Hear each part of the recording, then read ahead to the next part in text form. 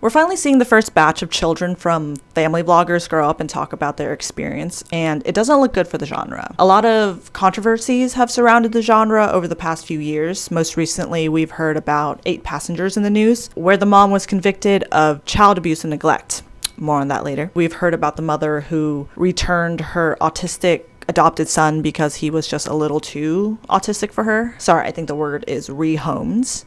And there was also the mother who forgot to edit out a key important piece of her video where she was capitalizing on the death of her dog and her son's grief over the death of their dog. And be part of our family. So if you could pray for us, we appreciate it. I love you guys. Bye. Come here. Come closer for the video. Come closer. Come closer. Come closer. Put your head right here. Come closer. Closer. Down. Put your head down here. Act like you're crying really quick. I am crying. Go like this. No, Mom, I'm actually seriously crying. No, I know, but go like this for the video. So what are these ex-family vlogger children saying about their experience? Unanimously, it seems to be mostly about how they felt exploited and how awful it feels to have their most intimate moments shared with the entirety of the internet without their consent. I am a child of a family vlogger, a former family vlogger that had people on YouTube thinking that I was pregnant at 13. That is why I'm so passionate about this stuff, y'all. Intimate conversations about sex, drugs, boys, all types of stuff were broadcasted on my mom's YouTube. Now, this was the early 2000s, early 2010s when family vlogging was becoming popular and the ramifications were not yet studied. She was a young mom. She did not know. When she found out, she stopped. Y'all know the ramifications because we have told y'all the ramifications, but y'all still continue to post your children's intimate moments. The mom that posted her child's medical problems, disgusting. The mom that posted her child getting undressed, telling her all this stuff, sharing these intimate moments, disgusting. There are people on the internet that mean harm to you and your children.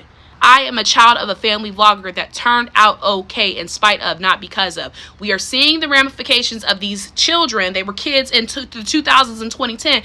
They're adults now saying, this is how this affected me. I have a digital footprint that's going to follow me for the rest of my life. But that is not enough for y'all. So in today's video, I want to talk about the concept of privacy and consent, specifically through the lens of these family vloggers and content creators whose content focuses around their children and their family. What happens when your mother or father becomes your boss? How does the relationship dynamic shift around that? And are these big tech companies doing anything to alleviate the situation, or are they just capitalizing on it and making it worse? Please subscribe.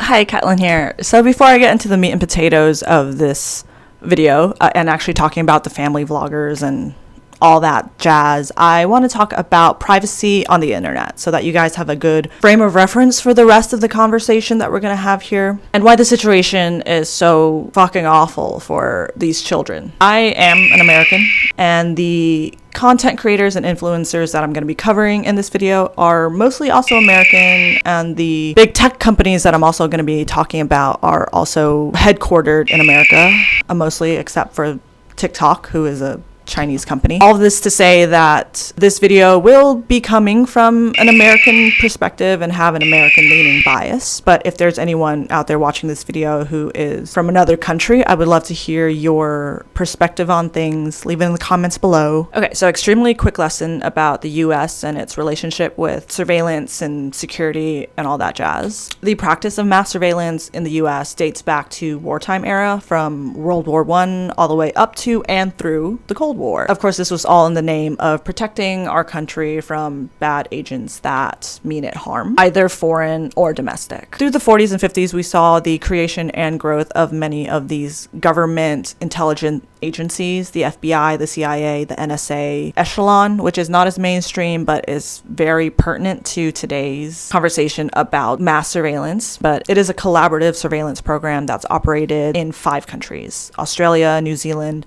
the UK, the US, and Canada. From the mid-50s to the early 70s, the FBI conducted a series of covert and illegal projects, abbreviated to COINTELPRO, that were aimed at surveilling, infiltrating, discrediting, and disrupting American political organizations that the FBI perceived as subversive. These individuals and groups consisted of anyone and anything related to the feminist movement, the civil rights movement, the U.S. Communist Party, and a bunch of other minority groups, just to name a few. Fun time to be a minority. And then we had 9/11 happen, which basically kicked domestic and international surveillance into high gear. That shit was on steroids now. 3 days after the events of 9/11, on September 14th, 2001, George W. Bush declared a war on terrorism and signed into law a series of acts and programs that many critics believed are forming a veritable American police state that simply institutionalized the illegal COINTELPRO tactics that I talked about previously that were used to assassinate dissenters and leaders from 1950s and onwards. Now, to any FBI or NSA agents that may be watching this video, hi, hello, how are you? I just want to let you know that it's not me saying this, right? I'm just parroting what I found online. I love this country. Now let's talk about Edward Snowden. In 2013, while working for the NSA, Edward Snowden leaked highly classified information that revealed numerous global surveillance programs, many of which are run by the NSA and the Five Eyes group, which I talked about previously. They're called Echelon, but now are called Five Guys. Okay, now we're caught up. At this point, the American public was aware that there were mass surveillance programs happening. We kind of agreed to this after the events of 9/11, but the extent of which the government was surveilling its citizens and foreign countries was insane. Like, there were way more programs than we previously thought, and they were way more invasive than we previously thought as well. I am not going to go into explicit details, the programs that were leaked in the Snowden leaks, but you can definitely find those online. All of this to say that the US has really laid down the groundwork for these big tech companies to come in and really capitalize on the US's lax laws around personal privacy. In an interview with the Harvard Gazette, Bruce Schneier, a cybersecurity expert, says, "In the internet era, consumers seem increasingly resigned to giving up fundamental aspects of their privacy for convenience and using their phones and computers, and have grudgingly accepted that being monitored by corporations and even government is just a fact of modern life. In fact, internet users in the United States have fewer privacy protections than those in other countries."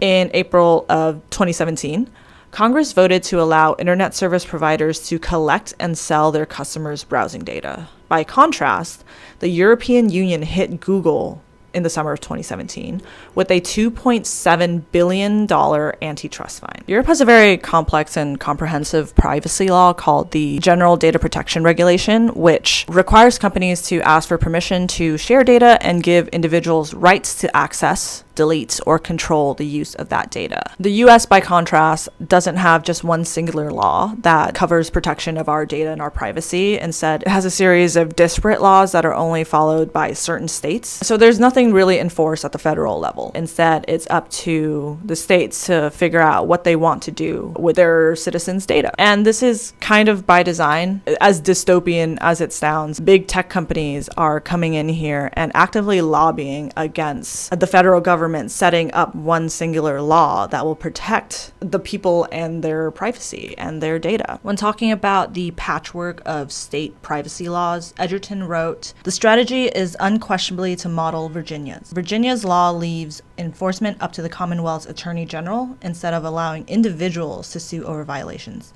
something known as private right of action. This was one of the most stubborn obstacles last year on a federal privacy bill that received bipartisan support in a committee, but failed to advance further against determined lobbying. 3 of the biggest companies that weighed in, Amazon, Meta Platforms Inc., and Alphabet Inc.'s Google, spent nearly $50 million on lobbying at the federal level in 2022 on issues such as privacy and competition. Because we are the product, we are not the consumers, and they need our data in order to make money.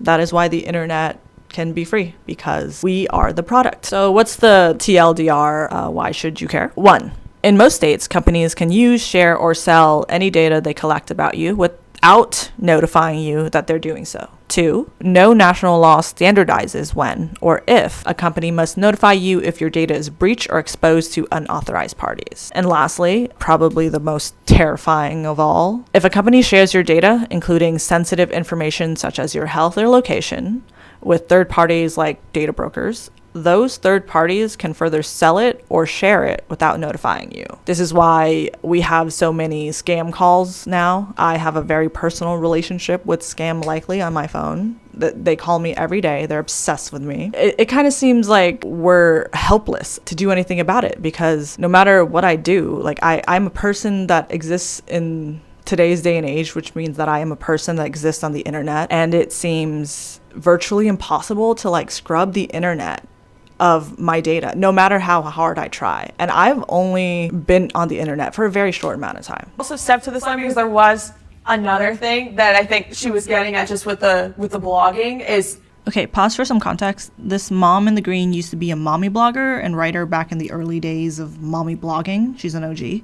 And her daughter there in the white is talking about her experience with this. When you Google my name, there's still a lot of information about me as a child online. What kind of information? Just articles that she wrote, which is fine, but it's now when you Google my name and I'm 24, there's LA Times articles about me. Well, and like, everything. Is it not good information, or like what? One of them was not great. It was basically saying that I was a bitch when I was very young. You can tell that the daughter is pretty hurt by this, and I get that kids can be assholes sometimes, but calling your own kid a bitch is pretty harsh in any kind of context. But like, did this mom not think that her daughter would be able to read this one day? I can kind of give her a pass, because later on in this video she talks about how once she realized that her children's stories were not hers to tell, she stopped doing it. Unlike some of these other family vloggers that we're going to be talking about. But the reason I wanted to put this clip in here is to highlight the fact that the internet is forever, and this girl, who was only 6 at the time, still has to deal with the ramifications of something her mom posted about her 18 years ago. Which brings me now to digital footprints. And for those who don't know what a digital footprint is, it is essentially little pieces of yourself, of your data, of your information that you leave behind as you actively use the internet. There are active footprints, so think about like photos and videos that you actively post on your social media. So you're making a choice to actively do this, right? But there is also something called a passive footprint, which is data that you leave behind without knowing it. This can be things like your IP address, your browsing history, your purchase history, stuff like that. Some of which is harmless, but some of which is definitely not harmless. Like, we all know some of the more obvious negative side effects of having a digital footprint. Targeted ads. Your future employer might see your 40-minute video about your flat earth conspiracy and decide to reject you from the position of astrophysicist. Who could have seen that coming? Digital footprint. Or maybe you were inappropriately messaging minors, and now that you have a platform, screenshots of your messages are now resurfacing, and you see your entire career burned down right before your eyes. Digital footprint. Or maybe you actually fucked a minor, and now the internet has found out and you see your career burning down right before your eyes. Digital footprint. Stop touching people. How could I be more clear? Stop touching people. It's a bad time to be a minor, man.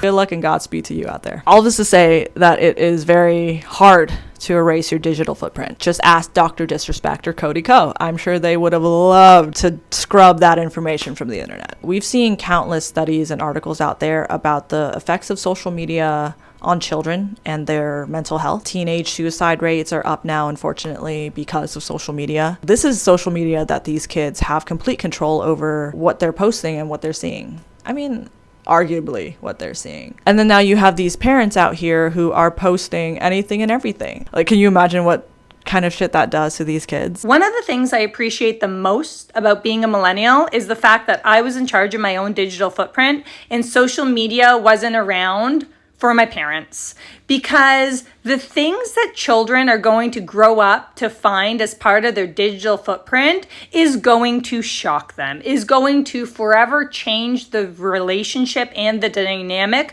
between parent and child, because each and every day there are parents online who are breaking their children's trust by invading their right to privacy and informed consent and compromising their digital safety, all in the names of likes and views and popularity. It is shocking the intimate images and intimate stories parents are telling of their own children. It's not your story to tell. As what I'm saying is that there are people on the internet that mean your child harm. Have you not seen To Catch a Predator by Chris Hansen? Like, we have the evidence. There are sick fucks out there. But they're also just like mindless trolls who will say anything and anything to anyone just to get a rise, you know? But when we have AI that could literally do this fucking shit, like, why would you post any photo of your child or any likeness of your child online?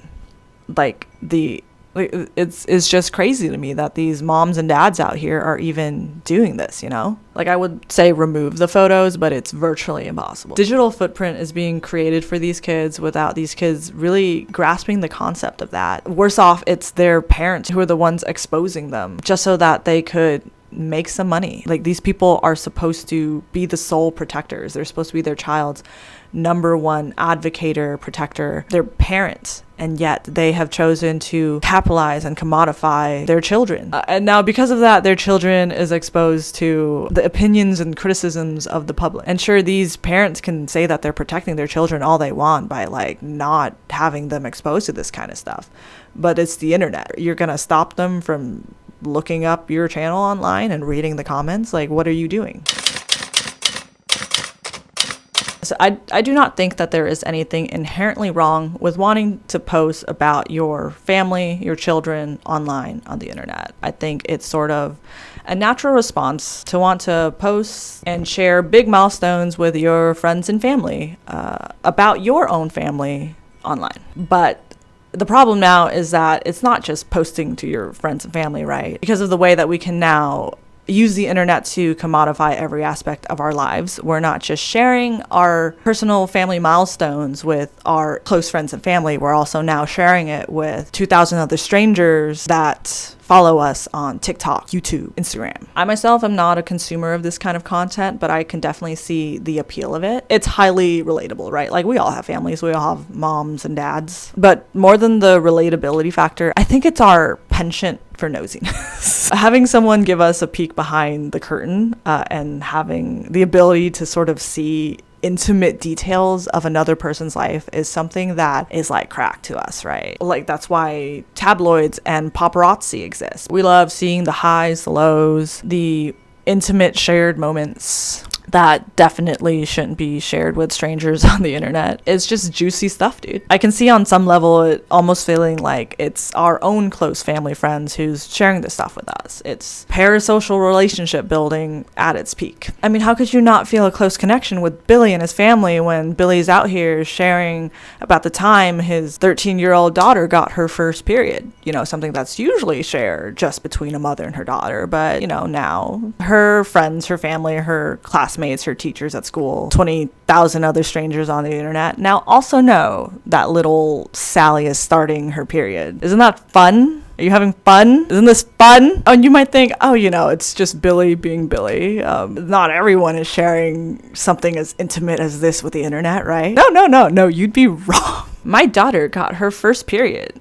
How we handled it. My daughter had her first period. Check out our reaction and first time shopping for her kit. Oh God, so there's also a little bit of consumerism there with the little kit building. Oh, this one disgusts me, dude. Brinley's first time. It finally happened. You know what you're doing with that title? You should be ashamed of yourself. My daughter with Down syndrome gets her first period.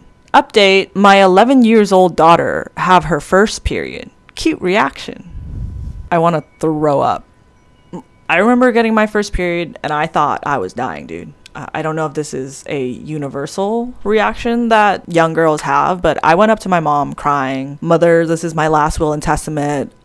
Please save my teddies because I'm dying. I'm bleeding out from the inside." It's a very vulnerable time in a young woman's life, and I can count on one hand the amount of people who knew when I started my period. Me, my mother.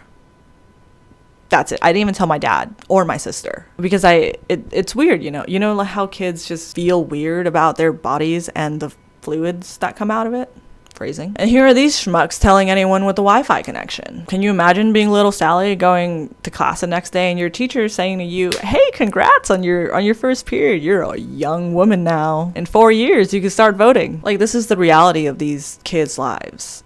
They don't know that there's a world out there where your parents don't share your entire life with the internet. You know, when you're a kid, you think your parents can really do no wrong, that they know everything because they're an adult.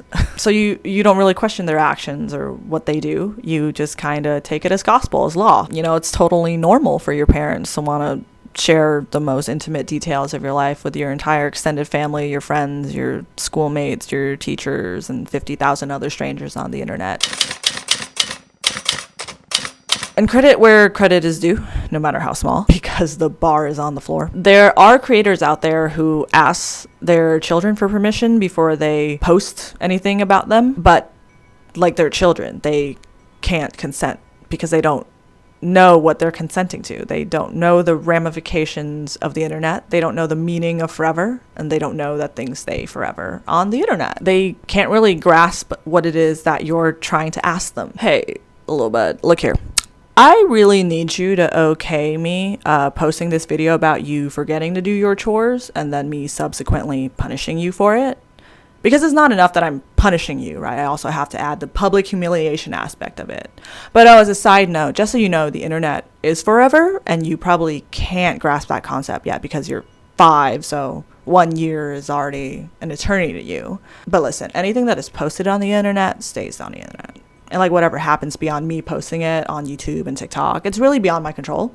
Because at that point, any third-party person or group or entity can just download it from my page and share it wherever else on the internet for other people to consume, right? It's really none of my business at that point.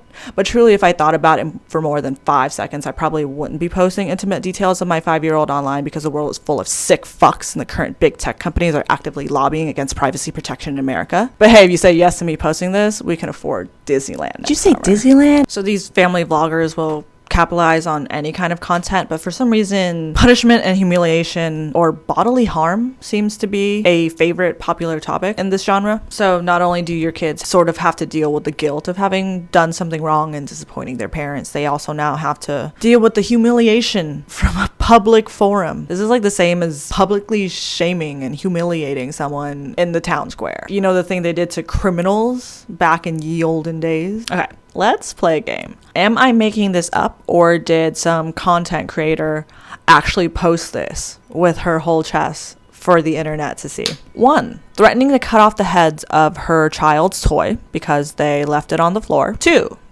taking away her son's bed as a form of punishment, thus forcing him to sleep on a beanbag for months. 3, refusing to bring lunch for her 6-year-old because it's the 6-year-old's responsibility to pack her own lunch, and if she doesn't bring it, then she doesn't get lunch. Oh, and then also hoping that no one else at the school gives her lunch either, so she really learns her lesson. Now, if you guessed number 1 was wrong, you'd be wrong, because in actuality, all of it was true. Yeah, that's right. We're talking about 8 passengers. You know, the mom who was recently convicted of child abuse in the news? Yeah, that one. She posted all of these videos online for the public to see. So the story goes that in August of 2023, one of the boys actually managed to escape from her fucking hellhole of a dungeon to knock on the neighbor's door so that he could ask for food and water. And the neighbor saw that he had duct tape still strapped to his arms and legs, and that he was visibly malnourished, and that's why he called the fucking cops on this lady. Like, how did people allow her to have a platform? That's crazy, dude. Like, if she was willing to post this kind of shit to her YouTube channel, like, could you imagine what kind of shit she was doing behind closed doors? Like, I don't even want to think about it.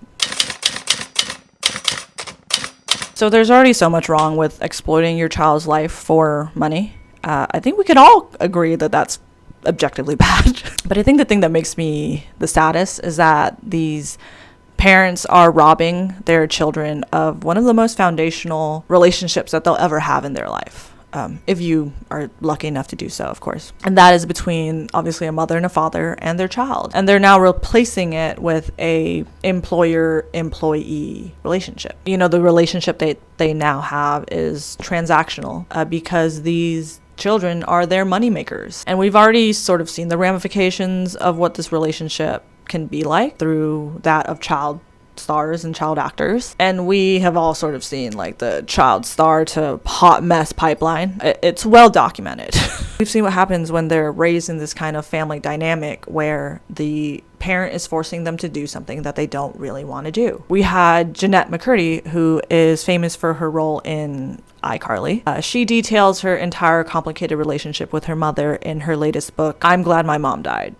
Which, by the way, if you haven't read it, it's an amazing read. I highly recommend. There are trigger warnings for EDs, toxic family relationships. It's definitely not an easy read to get through, but if you have the chance, I highly recommend. So in her book, she talks about how she never really wanted to act, but because her mother was sort of a failed actress or failed star in her time, she has sort of pushed her dream onto Jeanette. Jeanette eventually became the breadwinner of her family, and in order for her to get more roles, her mother forced her to basically calorie restrict and go on diets in order to keep her underweight so that she could keep booking roles. I won't go into any more details in case you guys do want to read it. And then we also had Mary-Kate and Ashley Olsen, who basically started acting when they were 9 months old with their role in Full House, which, by the way, was like my comfort show. So while their parents didn't initially plan for them to be superstars, it was kind of hard to say no to once they saw the fame, the popularity, and the money. And as someone who was like an impressionable child back in the early 2000s, like Mary-Kate and Ashley Olsen were the it girls. They were everywhere. Like they had book deals, they had movie deals, they were everywhere. While the twins said their parents did try to ensure that they had a normal life as well, the girls were targeted by paparazzi, with Ashley being reduced to hysterical crying when they were photographed in bikinis as teenagers on vacation in Hawaii. And in an interview with Nylon Mag, their other sister, Elizabeth Olsen, described the media as abusive to her sisters, detailing how the paparazzi would follow Mary-Kate and Ashley to the extent that they almost got into car accidents. And then probably the most famous child star, Macaulay Culkin, of Home Alone fame, who was also pushed into acting from his failed actor of a dad. Yeah, why do all of these stories scream, it's not my dream dad, it's yours? So it was reported that Macaulay Culkin's dad was super jealous of his fame and popularity and success and was quite abusive towards him. And it wasn't until he was a teenager that Culkin found out that he was worth $50 million. His dad never told him about any of this. So once he found out, he emancipated himself from his father, quit acting, went back to school, and is now living a relatively normal life with Brenda Song and their child. I won't go into any more because the list is generally too long, but if you're interested in other stars who had fucked up past or fucked up relationships with their parents, I have left a BuzzFeed listicle in the description below. Feel free to check it out. It's not a fun read. It's actually a very sad read, but if you're in the mood to feel sad, I recommend it. And now, as bad as these parents were, I would posit that family vloggers are worse, because it's literally the shittiest parts of fame without any of the perks. It's the invasion of privacy, it's the creepy parasocial relationship, it's the mental health issues, it's the years of therapy that's going to be needed in order to resolve whatever childhood trauma you have, and basically none of the money. And we know that family vloggers get a lot of money because family-friendly content is king on YouTube. It makes amazing amounts of money. You've seen the Ace family, how they used to live in like a normal 2-bedroom, 2-bathroom apartment, and then they got that massive McMansion. Money doesn't buy you taste. I'd like to believe that these parents are like saving money aside for their kids, but I'm skeptical. If you've taken a look at any of the family content that's been floating around lately, especially on TikTok, you'll know that van life is very popular. And a common thread that you kind of see in these videos is that the parents will have like this nice separated section with their king bed, and then the children will have basically glorified shelves to sleep in. Yeah, it's fucked up. Anyways, I'm gonna take a wild guess and say that the money probably isn't going towards the kids here, because if it was, they wouldn't be living in a fucking van sleeping on fucking shelves. Unlike traditional media, these kids are required to be on 24/7. Their job is in their home, at school, and on their family vacations. There are no limited hours, no safe space, and no separation from their boss. Privacy in this industry is non-existent. At least with child actors, there are currently laws in place that sort of safeguard them to some degree. For example, there is currently a salary wage law in place that will prevent these actors from having their parents garnish their wages and suck them completely dry. But as the child actor to Hot Mess pipeline will show you, these laws are not nearly enough to sort of protect these children. Children of family vloggers have no such protection though. It's still a very new genre to arise, and it's basically the Wild West out here. I would not be surprised to see in the coming years these children take their parents to court for emotional damages, for wages. Okay, so in conclusion, parents, stop posting fucking photos and videos and private information about your child online. There are sick fucks out there who can use these photos and videos to figure out where your child goes to school, where they live, what McDonald's they like to frequent. And tech companies, stop actively lobbying Congress to not enforce federal laws about data protection and privacy. And yeah, I think it's that simple. Okay, that's it for me. Thank you for watching the video. If you liked it, give it a like. Please subscribe. Any kind of engagement helps out my channel. And as always, I would love to have a discussion about anything and everything I discussed in this video down below. If there's anyone else who lives not in America, I would love to hear your perspective about things as well. I hope you have a great rest of your day and a great rest of your week. Okay, bye!